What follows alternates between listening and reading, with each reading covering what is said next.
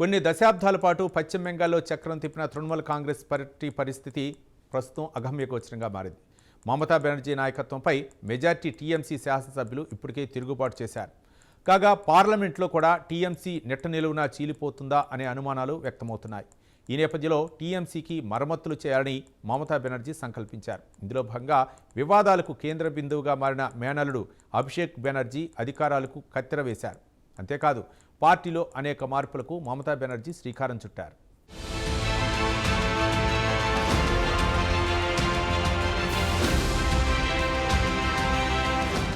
తృణమూల్ కాంగ్రెస్కు మరమ్మతులు చేయాలని ఆ పార్టీ చీఫ్ మమతా బెనర్జీ సంకల్పించారు. ఈ దిశగా ఆమె అడుగులు వేయడం ప్రారంభించారు. అనేక వివాదాలకు కేంద్ర బిందువుగా మారిన మేనల్లుడు అభిషేక్ బెనర్జీ రెక్కలు కత్తిరించారు. తృణమూల్ కాంగ్రెస్లో ఇటీవల తిరుగుబాటు ప్రారంభమైన సంగతి తెలిసిందే.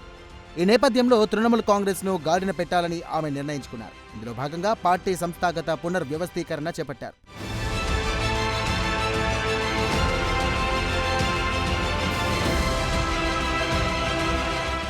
వాస్తవానికి అభిషేక్ బెనర్జీ ప్రస్తుతం టీఎంసీకి జాతీయ కార్యదర్శిగా ఉన్నారు. కాగా నిన్న మొన్నటి వరకు టీఎంపీలో నంబర్ 2గా అభిషేక్ బెనర్జీ కొనసాగారు. అయితే మమతా బెనర్జీపై తిరుగుబాటు చేసిన ఎక్కువ మంది నాయకులు తమకు వచ్చినటువంటి పేచీ అంతా అభిషేక్ బెనర్జీతోనే అని కుండబద్దలు కొట్టారు. అయితే అభిషేక్ బెనర్జీ అధికారాలను మమతా బెనర్జీ పరిమితం చేశారు.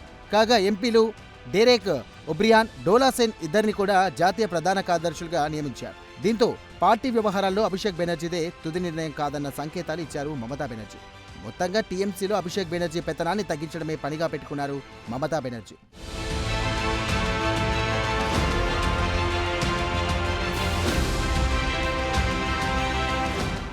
అంతేకాదు టీఎంసీకి చెందిన మరో సీనియర్ నేత చంద్రిమా భట్టాచార్యను టీఎంసీ రాష్ట్ర అధ్యక్షురాలిగా నియమించారు. వీరితో పాటు సర్జా అహ్మద్, అలాగే మమతా ఠాకూర్, నయనా బందోపాధ్యాయాలను కూడా కీలక పదవుల్లో నియమించారు.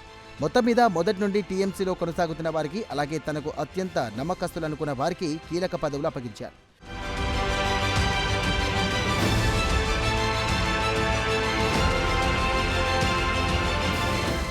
కాగా మమతా బెనర్జీ ఇటీవల ఏర్పాటు చేసిన తృణమూల్ లెజిస్లేటివ్ పార్టీ సమావేశానికి కేవలం 8 మంది ఎమ్మెల్యేలు మాత్రమే హాజరయ్యారు. ఎన్నికల ఫలితాలు వచ్చిన తర్వాత తృణమూల్ కాంగ్రెస్లో ఒక్కసారిగా పరిస్థితులు మారిపోయాయి. ఎన్నికల ఫలితాలు రాకముందు వరకు పార్టీలో మమతా బెనర్జీ మాట వేదంగా చలామణి అయ్యేది. అయితే ఫలితాలు వెలువడిన తర్వాత సీన్ మొత్తం మారిపోయింది.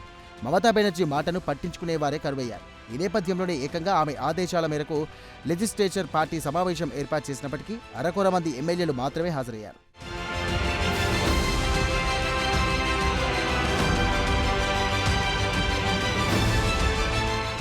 కాగా మమతా బెనర్జీపై టీఎంసీ ఎమ్మెల్యేల తిరుగుబాటుకు ప్రధాన కారణం అభిషేక్ బెనర్జీకి పెద్దపీట వేయడమే అంటున్నారు రాజకీయ పరిశీలకులు.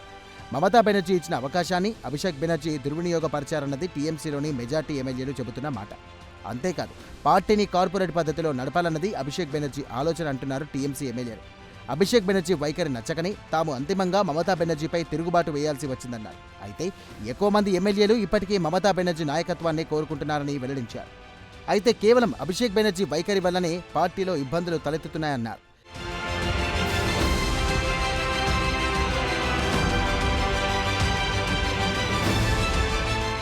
ఈ సందర్భంగా సువేందు అధికారి ఎపిసోడ్ను కొంతమంది గుర్తు చేసుకున్నారు. సువేందు అధికారి గతంలో మమతా బెనర్జీ నాయకత్వంలోని టీఎంసీలో పనిచేసిన సంగతి తెలిసిందే. అంతేకాదు అప్పట్లో మమతాకు సువేందు అధికారి కుడిభుజంలా వ్యవహరించారన్న పేరు కూడా ఉంది. అయితే టీఎంసీలో అభిషేక్ బెనర్జీ ఆధిపత్యం పెరిగిపోయిన తర్వాత అది తట్టుకోలేకనే సువేందు అధికారి బయటకు వెళ్లిపోయారని కొంతమంది సీనియర్లు గుర్తు చేస్తున్నారు.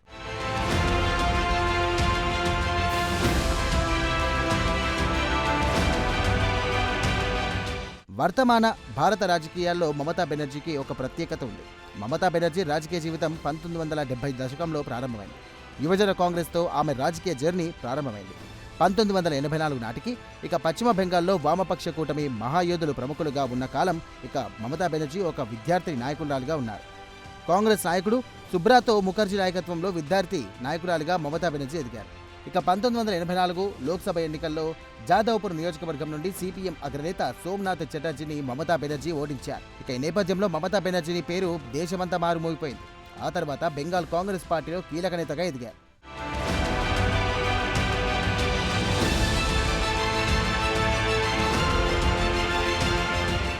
దాదాపుగా 26 సంవత్సరాల పాటు హస్తం పార్టీలో మమత కొనసాగారు. అయితే కాంగ్రెస్ నాయకత్వంతో వచ్చినటువంటి విభేదాల కారణంగా కాంగ్రెస్ పార్టీకి 1998లో మమతా బెనర్జీ గుడ్ బై కొట్టారు. ఇక 1998లో ఆల్ ఇండియా తృణమూల్ కాంగ్రెస్ పేరుతో ప్రాంతీయ పార్టీ ఏర్పాటు చేసుకున్నారు. కాగా అటు వామపక్షాలతోనూ ఇటు కాంగ్రెస్ పార్టీతోనూ అలుపెరగని పోరాటం చేస్తూ బెంగాల్లో తృణమూల్ కాంగ్రెస్ ను బలీయమైనటువంటి శక్తిగా రూపొందించారు మమతా బెనర్జీ.